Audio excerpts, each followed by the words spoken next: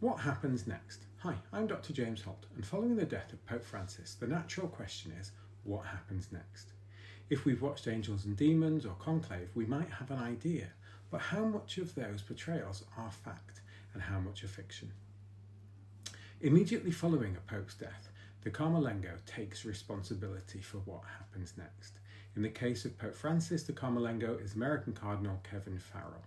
The Camerlengo confirms the Pope's death, he locks and seals the Pope's apartment, and the Camerlengo, as dramatised in the aforementioned films, destroys the Pope's ring and lead seal, which is used to authenticate official documents, so they can't be used by anybody else.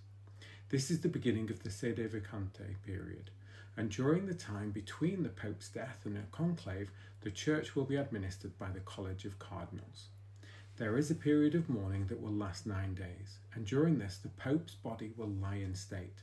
As with many things with Pope Francis, aspects of this will be different to previous papal mourning rites.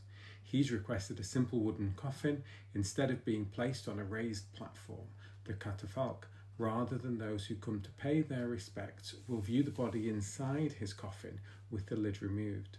His funeral is expected to take place within 4 to 6 days, and again, in a departure from tradition, he will be buried not in the crypt of St. Peter's Basilica, but in Rome's Basilica of St. Mary Major, near his favourite icon of the Virgin Mary.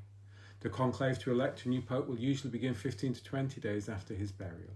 The current 252 cardinals will be invited, but only 135 will be eligible to vote, as those over the age of 80 can debate but not vote. The cardinals are sequestered in the Sistine Chapel, and votes will be taken twice a day until one candidate achieves a 2/3 majority plus one. Officially, the next pope can be any male Catholic who's been baptised, as suggested in Angels and Demons, but in reality the cardinals choose from their own number. After each vote, the voting papers are burned, and if black smoke is seen, then there was no majority reached. If there's white smoke, then a pope has been chosen.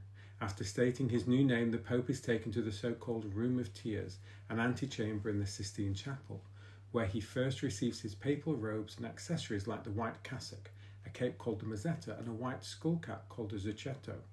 The senior cardinal participating in the conclave will introduce the Pope to St. Peter's Square and the world with the words, Habemus Papam, we have a Pope.